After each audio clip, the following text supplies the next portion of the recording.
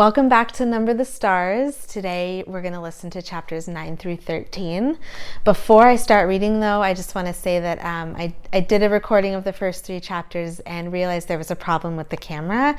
So when you listen to chapters 9, 10, and 11, it's going to be an audio only experience. So you'll still be able to hear my voice and listen to the story, but unfortunately not see me. So enjoy.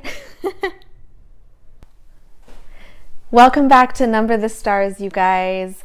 We're going to read chapters 9, 10, and 11 right now. The last place we left off was that Anne-Marie had just discovered her mom and her Uncle Henrik talking about the funeral of Aunt Bertie. And she thought to herself, I've never heard of somebody named Aunt Bertie in my family. So she became a little bit suspicious and feels like something might be up. I really enjoyed reading many of your predictions in your classwork last week about what you thought might be going on with that. And maybe Aunt Bertie is code for something. Maybe it is indeed a relative that she just doesn't know of. So we're going to read right now and find out exactly what's going on. Chapter 9 is called, Why Are You Lying? Anne-Marie went outside alone after supper. Through the open kitchen window, she could hear Mama and Ellen talking as they washed the dishes. Christy, she knew, was busy on the floor, playing with the old dolls she found upstairs, the dolls that had been Mama's once, long ago. The kitten had fled when she tried to dress it and disappeared. She wandered into the barn where Uncle Henrik was milking Blossom. He was kneeling on a straw-covered floor beside the cow, his shoulder pressed against her heavy side, his strong tanned hands rhythmically urging her milk into the spotless bucket. The god of thunder sat alertly poised nearby, watching. Blossom looked up at Anne-Marie with big brown eyes and moved her wrinkled mouth like an old woman adjusting false teeth. Anne-Marie leaned against the ancient splintery wood of the barn wall and listened to the sharp rattling sound of the streams of milk as they hit the sides of the bucket. Uncle Henrik glanced over at her and smiled without pausing in the rhythm of milking. He didn't say anything. Through the barn windows, the pinkish light of sunset fell in irregular shapes upon the stacked hay. Flecks of dust and straw floated there in the light. "Uncle Henrik," Anne-Marie said suddenly, her voice cold. "You are lying to me. You and Mama both."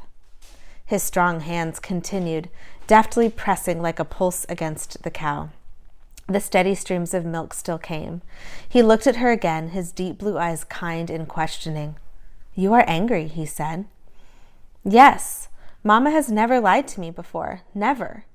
But I know there's no great Aunt Bertie. Never once in all the stories I've heard, in all the old pictures I've seen, has there been a great Aunt Bertie." Uncle Henrik sighed. Blossom looked back at him as if to say, "Almost done," and indeed the streams of milk lessened and slowed. He tugged at the cow gently but firmly, pulling down the last of the milk. The bucket was half full, frothy on the top. Finally he set it aside and washed the cow's udder with a damp, clean cloth. Then he lifted the bucket to a shelf and covered it. He rubbed the cow's neck affectionately. At last he turned to Anne-Marie as he wiped his own hands with the cloth. "How brave are you, little Anne-Marie?" he asked suddenly. She was startled and dismayed. It was a question she did not want to be asked. When she asked it of herself, she didn't like her own answer. "Not very," she confessed, looking at the floor of the barn. Tall Uncle Henrik knelt before her so that his face was level with hers. Behind him, Blossom lowered her head, grasped a mouthful of hay in her mouth, and drew it in with her tongue. The kitten cocked his head, waiting, still hoping for spilled milk. "I think it is not true," Uncle Henrik said. "I think you are like your mama, and like your papa, and like me. Frightened, but determined, and if the time came to be brave, I'm quite sure you would be very, very brave. But," he added, "it is much easier to be brave if you do not know everything. And so your mama does not know everything. Neither do I. We know only what we need to know. Do you understand what I'm saying?" he asked, looking into her eyes. Anne-Marie frowned. She wasn't quite sure. What did bravery mean? She'd been very frightened the day, not long ago, though it seemed far in the past, when the soldier had stopped her in the street and asked her his rough questions. And asked questions in his rough voice.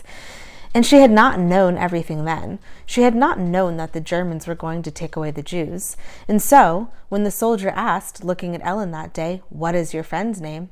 she had been able to answer him, even though she was frightened. If she had known everything, it would have not have been so easy to be brave. She began to understand just a little. "Yes," she said to Uncle Henrik, "I think I understand." "You guessed correctly," he told her. "There is no great Aunt Bertie, and never has been. Your mama lied to you, and so did I." "We did so," he explained, "to help you to be brave because we love you. Will you forgive us for that?" Anne-Marie nodded. She felt older suddenly. "And I'm not going to tell you any more, not now, for the same reason. Do you understand?" Anne-Marie nodded again. Suddenly there was a noise outside. Uncle Henrik's shoulders stiffened. He rose quickly, went to the window of the barn, stood in the shadows, and looked out. Then he turned back to Anne-Marie. "It is the hearse," he said. It is great Aunt Bertie, who never was." He smiled wryly. "So, my little friend, it is time for the night of mourning to begin. Are you ready?"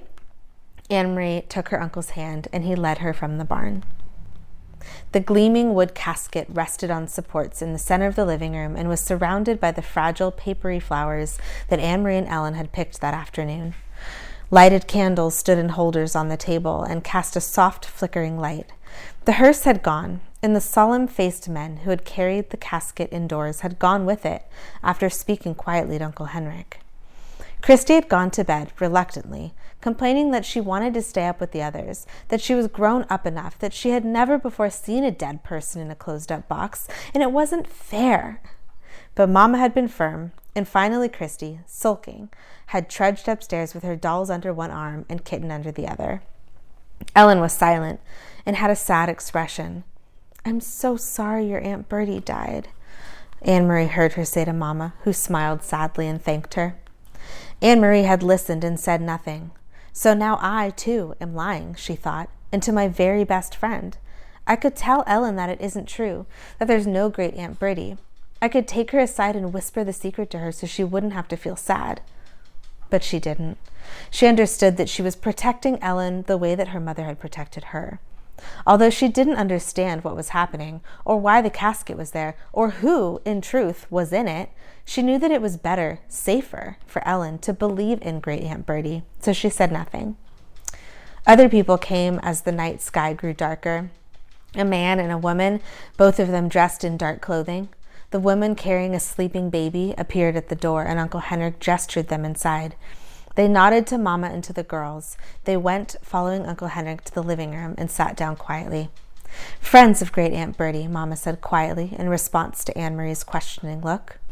Anne-Marie knew that Mama was lying again, and she could see that Mama understood that she knew. They looked at each other for a long time and said nothing. In that moment, with that look, they became equals. From the living room came the sound of a sleepy baby's brief wail. Anne-Marie glanced through the door and saw the woman open her blouse again and began to nurse the infant, who quieted. Another man arrived, an old man, bearded. Quietly he went to the living room and sat down, saying nothing to the others, who only glanced at him. The young woman lifted her baby's blanket, covering its face with her own breast. The old man bent his head forward and closed his eyes, as if he were praying. His mouth moved silently, forming words that no one could hear. Anne-Marie stood in the doorway, watching the mourners as they sat in candlelit room. Then she turned back to the kitchen and began to help Ellen and Mama as they prepared food. In Copenhagen, she remembered, when Lise died, friends had come to their apartment every evening. All of them had brought food so that Mama wouldn't need to cook. Why hadn't these people brought food? Why didn't they talk? In Copenhagen, even though the talk was sad, people had spoken softly to one another and to Mama and Papa. They had talked about Lise, remembering happier times. Thinking about it as she sliced cheese in the kitchen, Anne-Marie realized that these people had nothing to talk about. They couldn't speak of happier times with great Aunt Bertie when there had never been a great Aunt Bertie at all. Uncle Henrik came into the kitchen. He glanced at his watch and then to Mama. "It's getting late," he said. "I should go to the boat." He looked worried. He blew out the candles so that there would be no light at all and opened the door. He stared beyond the gnarled apple tree into the darkness. "Good, here they come," he said in a low, relieved voice. "Ellen, come with me."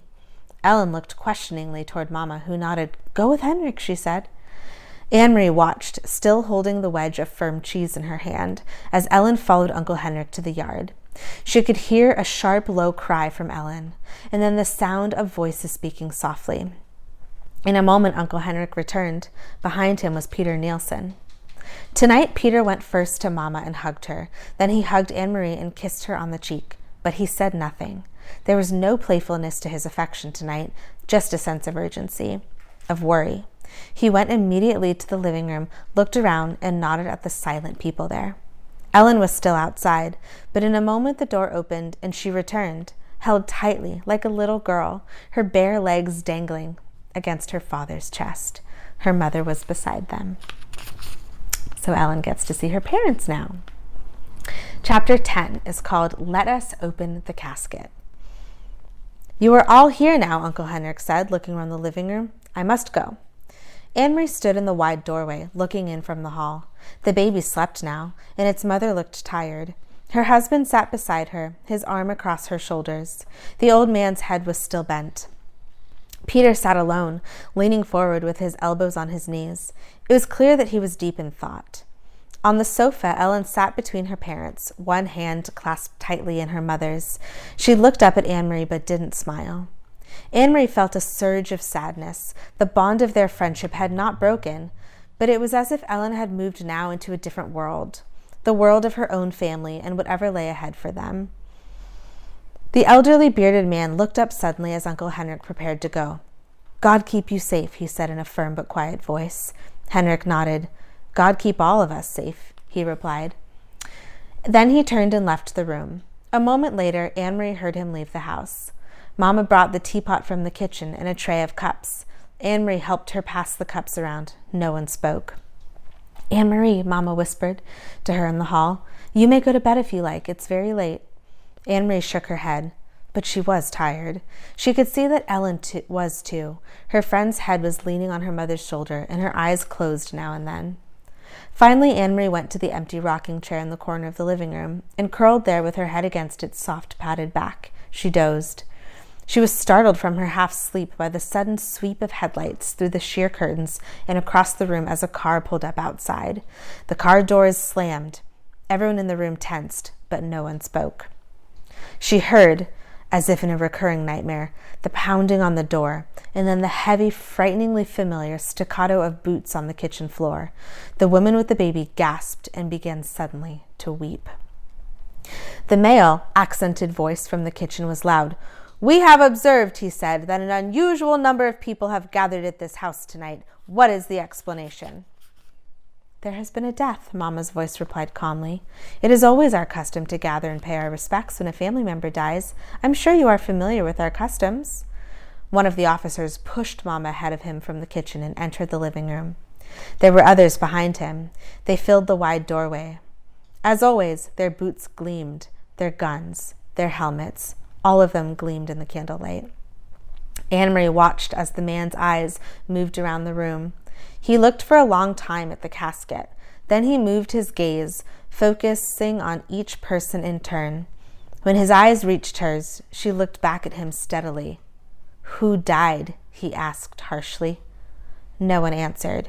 They watched Anne-Marie, and she realized that the officer was directing the question at her. Now she knew for certain what Uncle Henrik had meant when he had talked to her in the barn. To be brave came more easily if you knew nothing. She swallowed. "My great-aunt Bertie," she lied in a firm voice. The officer moved forward suddenly across the room to the casket. He placed one gloved hand on its lid. "Poor great-aunt Bertie," he said in a condescending voice. "I do know your customs," he said, turning his gaze toward Mama, who still stood in the doorway, "and I know it is the custom to pay one's respect by looking your loved one in the face. It seems odd to me that you have closed this coffin up so tightly." His hand was in a fist, and he rubbed it across the edge of the polished lid. "Why is it not open?" he demanded. "Let us open it up and take one last look at Great-Aunt Bertie." Anne-Marie saw Peter across the room stiffen in his chair, lift his chin, and reach slowly with one hand toward his side. Mama walked quickly across the room, directly to the casket, directly to the officer. "You're right," she said. "The doctor said it should be closed because Aunt Bertie died of typhus, and he said that there was still a chance the germs would be there and would be dangerous. But what does he know? Only a country doctor. And an old man at that. Surely typhus germs wouldn't linger in a dead person. And dear Aunt Bertie, I've been longing to see her face, to kiss her goodbye. Of course we will open the casket. I'm glad you suggested." With a swift motion, the Nazi officer slapped Mama across her face. She staggered backward, and a white mark on her cheek darkened. "You foolish woman," he spat. "To think that we have any interest in seeing the body of your deceased aunt. Open it after we leave," he said. With one gloved thumb, he pressed a candle flame into darkness. The hot wax spattered on the table. "Put all these candles out," he said, "or pull your curtains." Then he strode to the doorway and left the room. Motionless, silent, one hand to her cheek, Mama listened, and they all listened, as the uniformed men left the house. In a moment they heard the car doors, the sound of its engine, and finally they heard it drive away.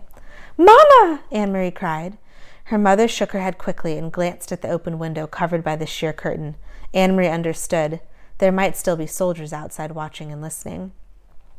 Peter stood and drew the dark curtain across the windows. He relit the extinguished candle. Then he reached for the old Bible that had always been there on the mantel. He opened it quickly and said, "I will read a psalm." His eyes turned to the page he had opened at random, and he began to read in a strong voice. "Oh, praise the Lord! How good it is to sing psalms to our God! How pleasant to praise him! The Lord is rebuilding Jerusalem. He gathers in the scattered sons of Israel. It is he who heals in the broken spirit and binds up their wounds, he who numbers the stars one by one." Mama sat down and listened. Gradually, they each began to relax. Anne-Marie could see the old man across the room, moving his lips as Peter read. He knew the ancient psalm by heart. Anne-Marie didn't. The words were unfamiliar to her, and she tried to listen, tried to understand, tried to forget the war and the Nazis, tried not to cry, tried to be brave. The night breeze moved in the curtains at the open windows. Outside, she knew the sky was speckled with stars. How could anyone number them one by one, as the psalm said? There were too many, and the sky was too big. Ellen had said that her mother was frightened of the ocean, that it was too cold and too big. The sky was too, though, thought Anne-Marie. The whole world was too cold, too big, and too cruel. Peter read on in his firm voice, though it was clear that he was tired. The long minutes passed. They seemed hours. Finally, still reading, he moved quietly to the window. He closed the Bible and listened to the quiet night. Then he looked around the room. "Now," he said, "it is time." First he closed the window. Then he went to the casket and opened the lid. Whew, that was a close one.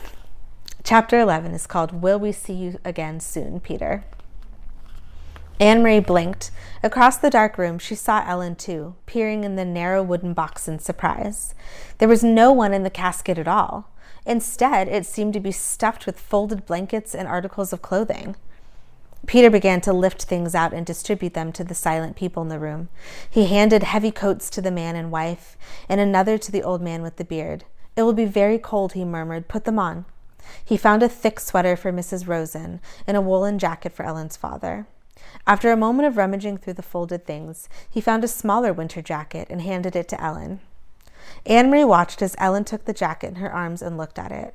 It was patched and worn. It was true that there had been few new clothes for anyone during the recent years, but still, Ellen's mother had always managed to make clothes for her daughter, often using old things that she was able to take apart and refashion in a way that made them seem brand new. Never had Ellen worn anything so shabby and old. But she put it on, pulled it around her, and buttoned the mismatched buttons. Peter, his arms full of the odd pieces of clothing, looked toward the silent couple with the infant. "I'm sorry," he said to them. "There's nothing for a baby." "I'll find something," Mama said quickly. "The baby must be warm." She left the room and was back in a moment with Christy's thick red sweater. "Here," she said softly to the mother. "It will be much too big, but it will make it even warmer for him." The woman spoke for the first time. "Her," she whispered. "She's a girl. Her name is Rachel." Mama smiled and helped her direct the sleeping baby's arms into the sleeves of the sweater. Together they buttoned the heart-shaped buttons. How Christy loved that sweater with its heart buttons. Until the tiny child was completely encased in the warm red wool. Her eyelids fluttered, but she didn't wake. Peter reached into his pocket and took something out. He went to the parents and leaned down toward the baby. He opened the lid of the small bottle in his hand. How much does she weigh? Peter asked. She was 7 pounds when she was born, the young woman replied. She's gained a little, but not very much. Maybe she weighs 8 pounds now, no more. A few drops will be enough then. It has no taste. She won't even notice.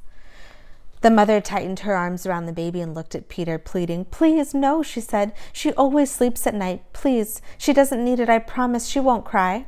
Peter's voice was firm. We can't take a chance, he said. He inserted the dropper of the bottle into the baby's tiny mouth and squeezed a few drops of liquid onto her tongue. The baby yawned and swallowed. The mother closed her eyes. Her husband gripped her shoulder. Next, Peter removed the folded blankets from the coffin one by one and handed them around.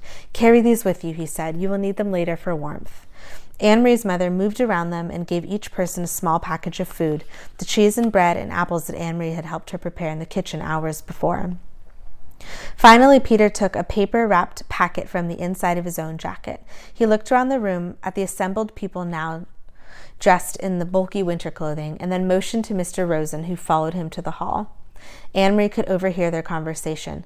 Mr. Rosen, Peter said, I must get this to Henrik, but I might not see him. I'm going to take the others only to the harbor, and they will go to the boat alone. I want you to deliver this without fail. It is of great importance. There was a moment of silence in the hall, and Anne-Marie knew that Peter must be giving the packet to Mr. Rosen. Anne-Marie could see it protruding from Mr. Rosen's pocket when he returned to the room and sat down again. She could see, too, that Mr. Rosen had a puzzled look. He didn't know what the packet contained. He hadn't asked. It was one more time, Anne-Marie realized, when they protected one another by not telling. If Mr. Rosen knew, he might be frightened. If Mr. Rosen knew, he might be in danger. And so he hadn't asked, and Peter hadn't explained. Now, Peter said, looking at his watch, I will lead the first group. You and you and you. He gestured to the old man and to the young people with their baby. Ing, he said. Anne-Marie realized that was the first time that she had heard Peter Nielsen call her mother by her first name. Before, it had always been Mrs. Johansson, or in the old days, during the merriment and excitement of his engagement to Lise, it had been occasionally Mama. Now it was Ing.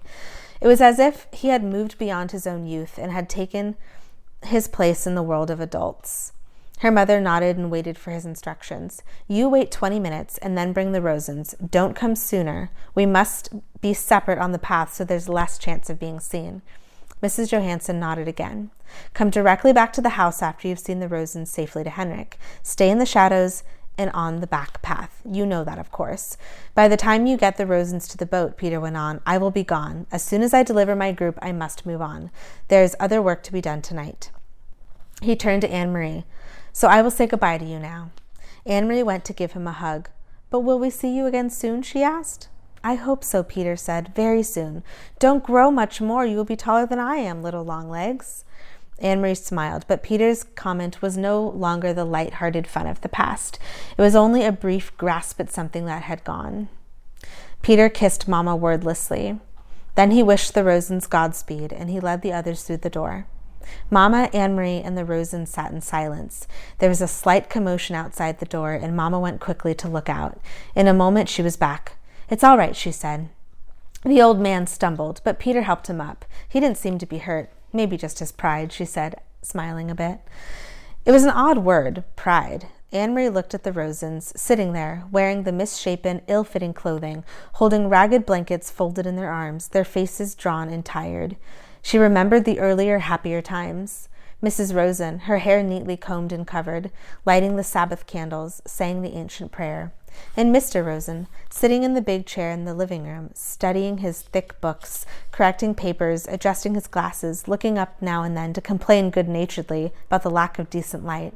He remembered Ellen in the school play, moving confidently across the stage, her gestures sure, her voice clear. All of those things, those sources of pride, the candlesticks, the books, the daydreams of theater, had been left behind in Copenhagen. They had nothing with them now. There was only the clothing of unknown people for warmth, the food from Henrik's farm for survival, and the dark path ahead, through the woods to freedom. Anne-Marie realized, though she had not really been told, that Uncle Henrik was going to take them in his boat across the sea to Sweden.